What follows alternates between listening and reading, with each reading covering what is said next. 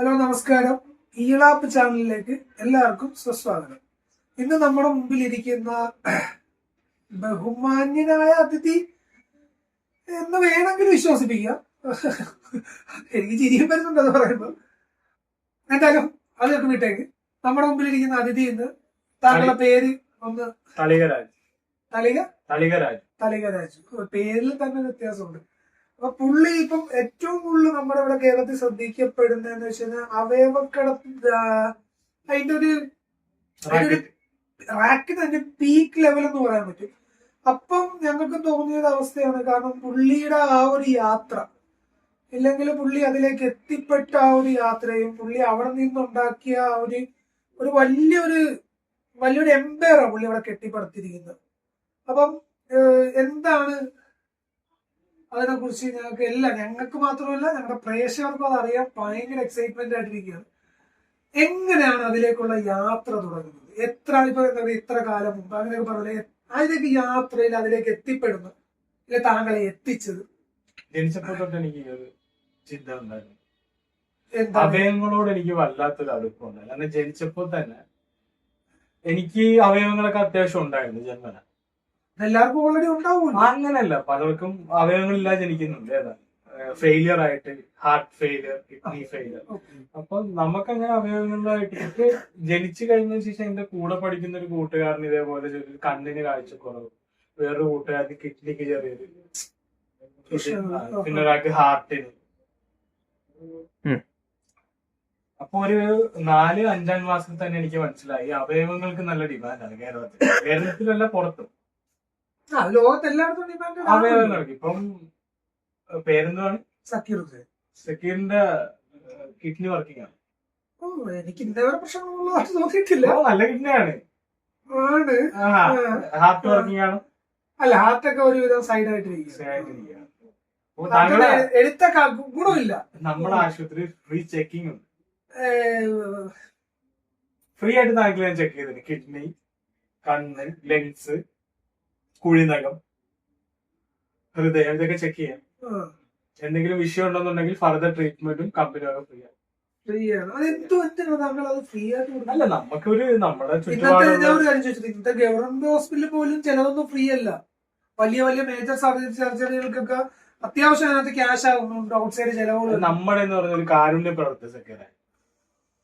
അതായത് ഇപ്പൊ താങ്കളില് ഒരു പൂർണ്ണ ആരോഗ്യവാനാണെന്ന് നമ്മുടെ ഹോസ്പിറ്റലിൽ ചെക്ക് ചെയ്യുന്നു. ഓക്കെ, താങ്കളുടെ ഹാർട്ട് അല്ലെങ്കിൽ ലങ്സ് ഫുൾ വർക്കിംഗ് ആണെന്നാണ് താങ്കൾ പറഞ്ഞത്. നമുക്ക് ചെക്ക് ചെയ്യാം, വിശ്വാസം അറിയാൻ പറ്റത്തുള്ളൂ. അപ്പൊ നമുക്ക് അങ്ങനത്തെ ഒരു കണ്ടീഷനിൽ താങ്കളുടെ ഫുള്ള് ബയോഡേറ്റ ഞങ്ങളുടെ കയ്യിൽ ഭദ്രമാണ്. താങ്കൾ ഞങ്ങളുടെ ഹോസ്പിറ്റലിൽ വന്ന് ഫ്രീ ആയിട്ട് താങ്കൾക്ക് ചെക്കപ്പ് കാര്യങ്ങൾ, പിന്നെ താങ്കൾക്ക് പോകുന്ന വഴിക്ക് 1 കിലോ ആപ്പിളും പഴവും നമ്മൾ തരും. താങ്കളുടെ വരുന്നു, നിങ്ങൾ തൊക്കിക്കേറി വെടിവെക്കല്ലേ സെക്യൂറായി. 1 കിലോ ആപ്പിളും. കാരണം താങ്കളുടെ ഹാർട്ടിന്റെ ശരീരത്തിനെ മികച്ചതാക്കാൻ വേണ്ടിയുള്ള എല്ലാം തരും.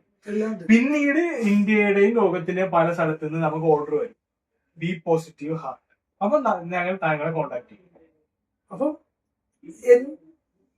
എനിക്കത് മനസ്സിലാവില്ല. താങ്കൾ എന്താണ് ഉദ്ദേശിക്കുന്നത്? താങ്കളെ നമ്മൾ കോണ്ടാക്ട് ചെയ്യും. എന്നിട്ട് നമുക്ക് തിരക്കേടില്ലാത്ത മാർക്കറ്റിൽ ഒരു പൈസ താങ്കൾ പോക്കറ്റിൽ തരും. ഞാൻ ഒരു കാര്യം ചോദിച്ചോട്ടെ.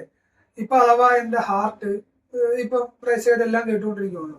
ഇപ്പൊ എന്റെ ഹാർട്ട് താങ്കൾ എടുക്കുന്നു, ഇല്ലെങ്കിൽ ഇപ്പം ബി പോസിറ്റീവ് ഹാർട്ട് ഉള്ള ആൾക്ക് കാശ് കൊടുക്കും. പിന്നെ നിങ്ങൾ ആരെ കൊണ്ട് കാശ് കൊടുക്കും? അതൊരു ചോദ്യമല്ലേ? നിങ്ങൾ തന്നെ ശ്രദ്ധിക്കണം പ്രേക്ഷകർ. അതിന് പകരം നമ്മള് നല്ല A class second hand heart വെച്ചു.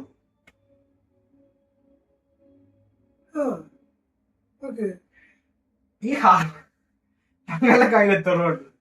എന്റെ കയ്യിലിപ്പോ എല്ലാം കൂടെ പുള്ളി പറക്കി കഴിഞ്ഞാല് 1.5 രൂപ. 1.5 രൂപ. തിരിച്ചു പോകുമ്പോ ഒരു 10 ലക്ഷം രൂപ ആയിട്ട് പോകുന്നുണ്ട്. പ്രശ്നമുണ്ടോ? പ്രശ്നമില്ല. പക്ഷെ തിരിച്ച് ഹാർട്ട് ഇല്ലാതെ പോകുന്നതിലേക്ക് ആരും പറഞ്ഞ് ഹാർട്ട് ഇല്ലാതെ പോകുന്നുണ്ട്. നല്ല ബി പോസിറ്റീവ് ഇന്ന് സെക്കൻഡ് ഹാൻഡ് മാർക്കറ്റിൽ അവൈലബിൾ ആണ്. ഞങ്ങൾ തന്നെ പണ്ട് ഈ ചെറിയ കംപ്ലൈന്റ് ആയിട്ട് വന്ന് ബി പോസിറ്റീവ് ഹാർട്ട് ഞങ്ങൾ എടുത്ത് മാറ്റും. എന്നിട്ട് ഒരു ശക്തിപൂർവ്വമുള്ള ഹാർട്ട് വെച്ചു. എന്നിട്ട് ചെറിയ കംപ്ലൈന്റ് ഉള്ള ഹാർട്ട് ഞങ്ങൾ തനിക്ക് വെച്ചിരുന്നു. നമ്മുടെ സെക്കൻഡ് ഹാൻഡ് ഫോം വാങ്ങിക്കത്തില്ലേ, അതേപോലെ ഒരു സംഭവം തന്നെ.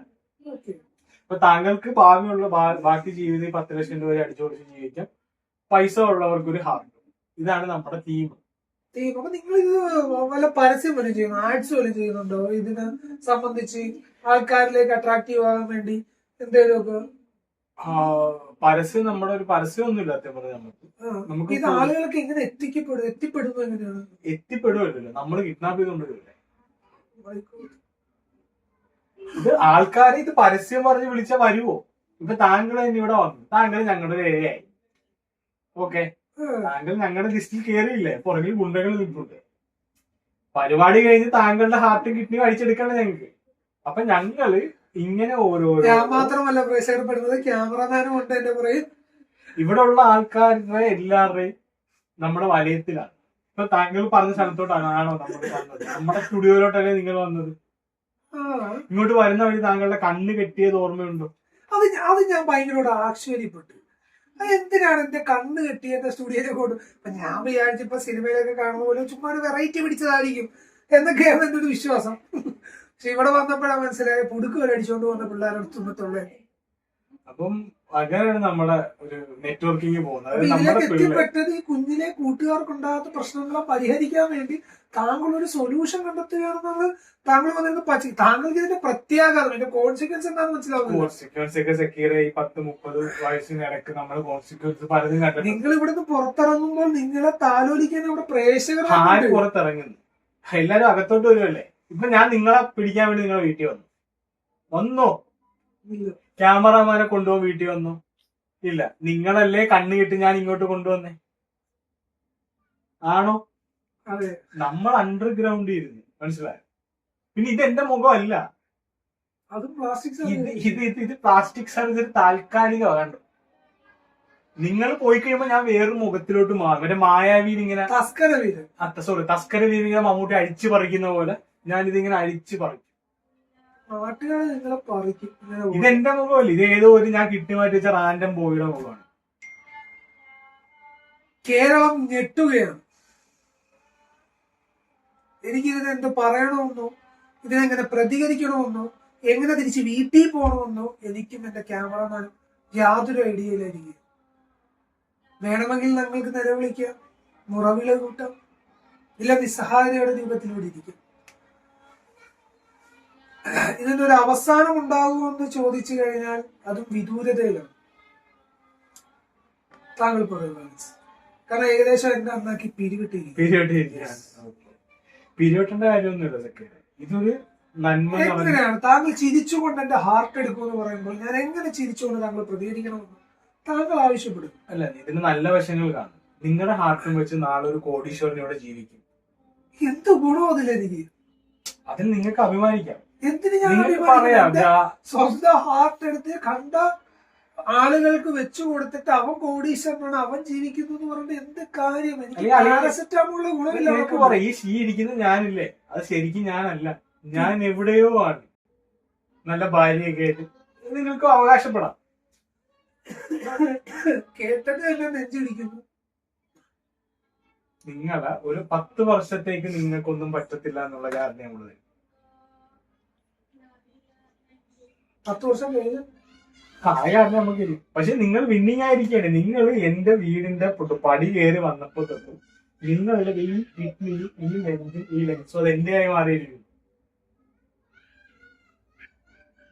മനസ്സിലായി?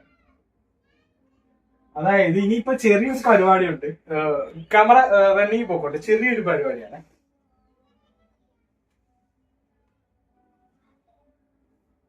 പുതിയ ടർക്കിയൊക്കെ എടുത്തുകൊണ്ട് കഴിഞ്ഞെന്ന് ഇല്ല, ഒന്നും പേടിക്കണ്ടതാണ്. ഇവിടുത്തെ ട്രീറ്റ്മെന്റ് ഉണ്ടോ? ചെറിയ ട്രീറ്റ്മെന്റ്. എനിക്ക് തോന്നുന്നു പെടലി വേദന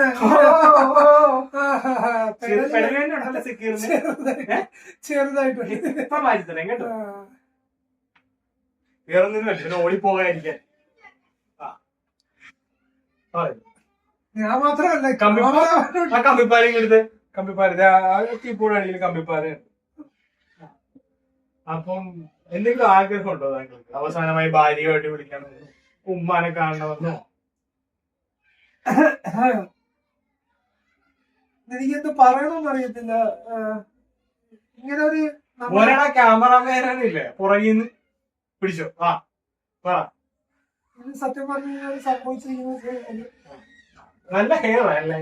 പക്ഷെ ഇത് എയർ ലോസ് ഉണ്ട്. അത് കുഴപ്പമില്ല, ശരിയാക്കാം. കണ്ണൊക്കെ കണ്ണൊക്കെ പോയതാ, ഒന്നത് വെറുതെ വെച്ചേക്കുക. ഇത് എത്രയാ? അത് 4. ഓ അതിലേ ബ്ലഡ് ഗ്രൂപ്പ് അങ്ങനെ ഒരു ഗ്രൂപ്പ് ഇല്ല, ഞാൻ അങ്ങനെ ഒരു ഗ്രൂപ്പിൽ ഇല്ലാത്ത ഒരാളാണ്. ആണാണ്. അപ്പോൾ അടുത്ത വീഡിയോ വന്നാലും വന്നില്ലേലും ഈ വീഡിയോ വൈൻഡ് അപ്പ് ചെയ്യാണ്.